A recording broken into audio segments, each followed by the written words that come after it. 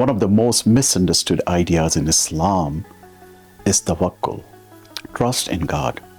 Prophet Muhammad, peace be upon him, once said, "Tie your camel and then trust in Allah," meaning faith can never replace efforts. You still plan, you still work, you still try to do your best. But the outcome was not always in your control. Most of us have experienced waiting for something important. A diagnosis, a phone call, a text message, a result, a decision that could have changed our lives. We did everything we could. Now comes the hardest part, waiting. Sometimes the outcome is what we wanted. Sometimes what feels like rejection could turn out to be a protection.